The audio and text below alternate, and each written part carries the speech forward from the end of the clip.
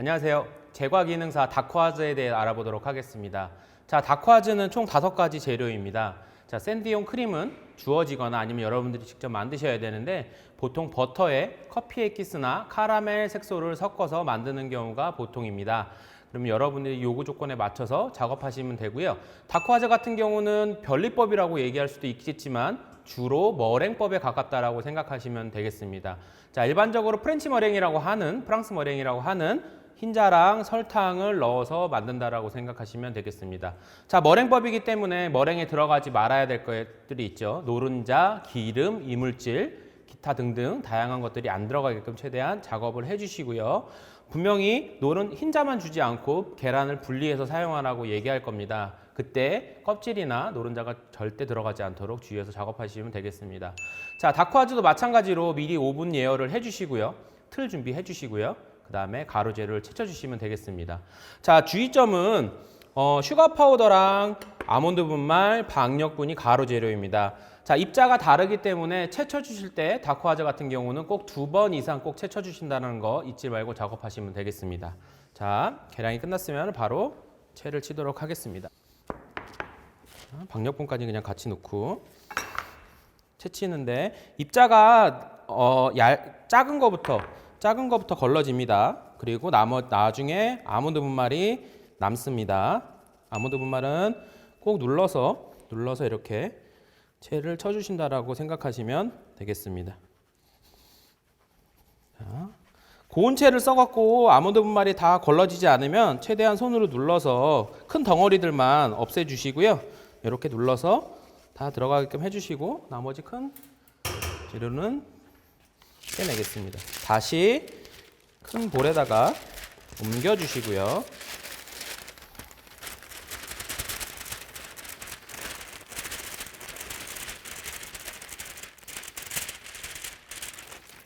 한 번 더 채를 치도록 하겠습니다.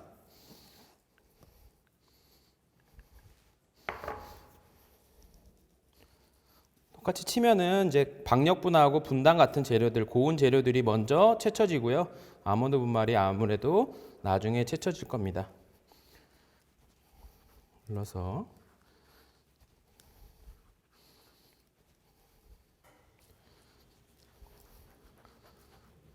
고운 채가 있으면 조금 큰 채로 변경해서 작업하셔도 크게 상관은 없습니다.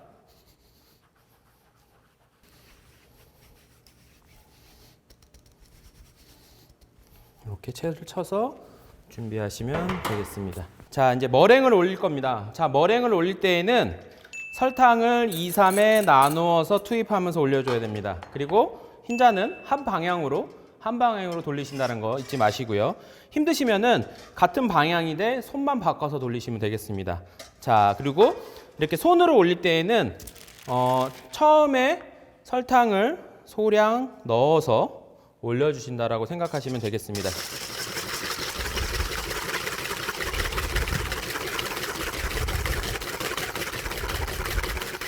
자, 머랭을 올려서 머랭의 상태가 있죠. 마지막 설탕을 넣어주시고요.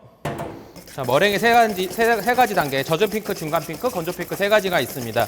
하지만 기계로 돌릴 때에는 머랭을 단단하게 올릴 수 있지만 손으로 올리다 보면은 힘이 들어서 단단하게 못 올립니다. 그리고 중간중간에 이렇게 들어서 끝에만 갈고리 모양이 조금 약하게 보이도록 올려주시면 됩니다.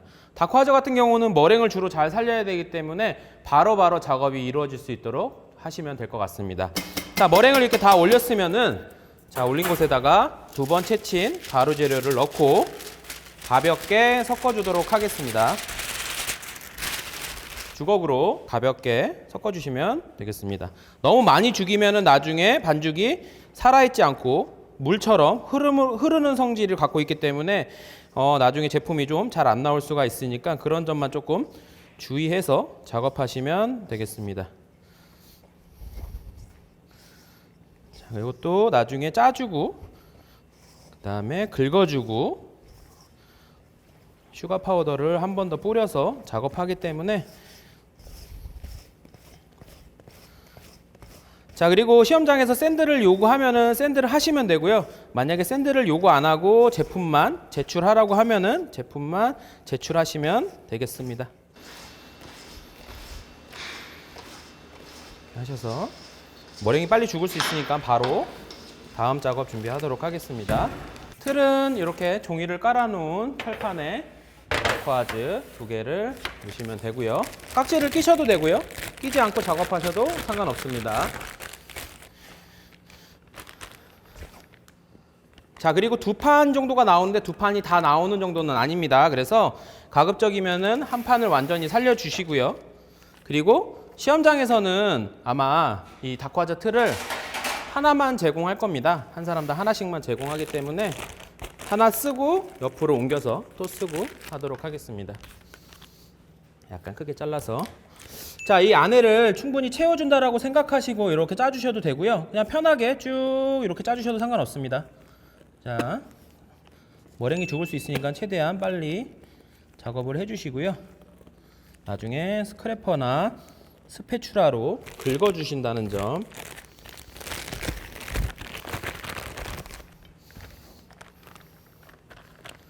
자, 이렇게 쓰다 보면은 첫 반죽은 괜찮지만 쓰면 쓸수록 뒤로 갈수록 반죽이 머랭 상태가 안 좋기 때문에 거품이 많이 죽을 수가 있습니다.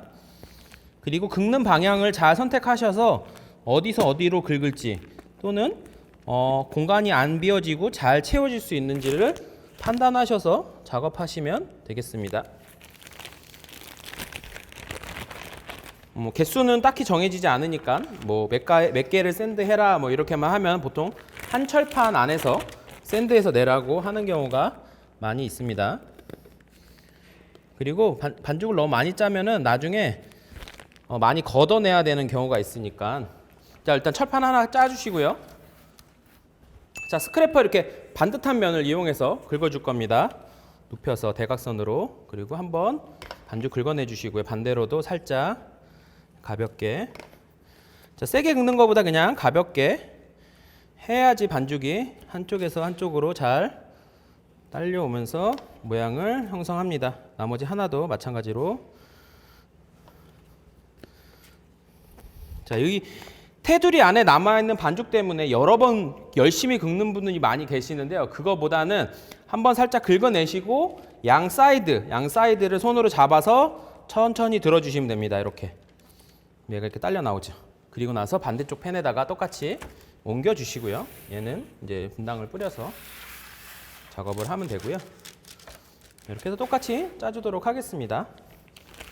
자, 2판이 다 안 나온다고 말씀드렸죠. 자, 이렇게 작업할 때도 보면은 이렇게 2줄로 하면은 이렇게 한 번에 스크래퍼가 갈 수 있기 때문에 가급적이면은 그렇게 맞춰서 작업하는 것도 한 가지 팁입니다.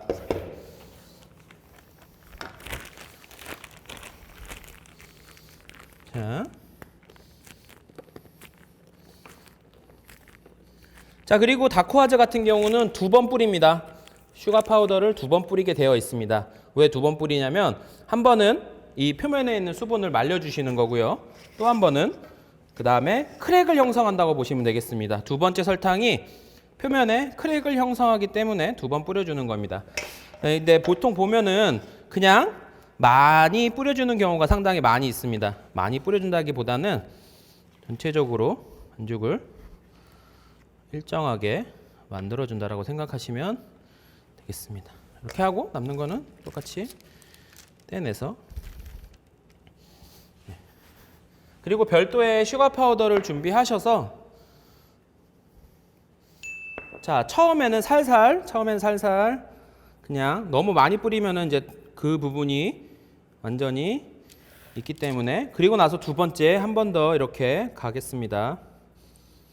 처음 거는 표면을 코팅해 준다고 생각하시면 되고요. 녹아서. 2번째 거가 제품에 크랙을 형성한다고 생각하시면 되겠습니다. 순서대로. 자, 이렇게 가셨으면은 아래로 그때까지 했으면 다시 처음으로 가서 동일하게 이렇게 마무리해 주시면 되겠습니다. 이러고 오븐으로 바로 들어가겠습니다. 자, 오븐 예열이 됐으면은 샌딩한 다크와즈를 가로 긋도록 하겠습니다. 시간이 지체되면 지체될수록 제품이 퍼짐성이 생기기 때문에 가로 긋도록 하겠습니다.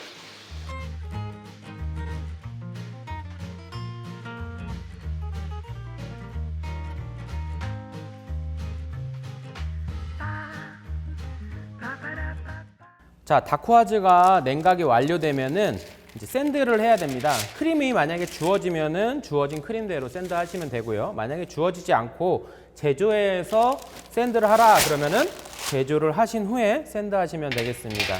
자, 이렇게 바닥이 수분이 있으면은 다크와즈 표면이 안 좋게 나올 수 있기 때문에 종이를 한 장 까시고 이쪽 면에다가 물을 한 번씩 충분히 뿌려주신 후에요. 천천히 제거하도록 하겠습니다.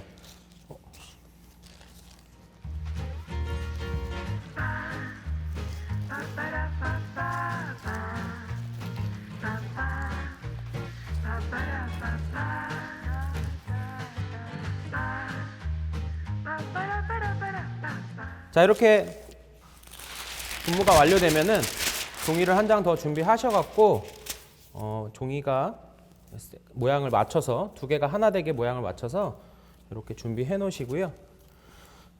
크림을 중량이 정해져 있지 않습니다. 그렇기 때문에 여러분들이 맞춰서 10개면 10개, 20개면 20개 맞춰서 작업하시면 되겠습니다. 크림을 안에다가 짜주신 다음에 두 개가 하나 되도록 샌드하여서 제출하셔도 되고요. 만약에 샌드를 하지 않고 그냥 제출하라고 그러면은 떼어서 그냥 보기 좋게 놓고 제출하시면 될 것 같습니다.